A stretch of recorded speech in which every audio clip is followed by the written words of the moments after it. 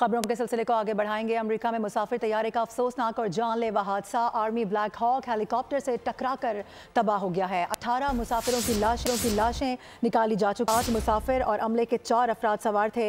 Helicopter में 3 फौजी तरबियती परवाज पर थे। दरिया पोटोमैक में गिरने वाले तैयारे के टुकड़ों में मुसाफिरों की तलाश की जा रही है। हादसे के बाद रीगन नेशनल एयरपोर्ट पर हंगामी सूरत हाल नाफिज की गई है।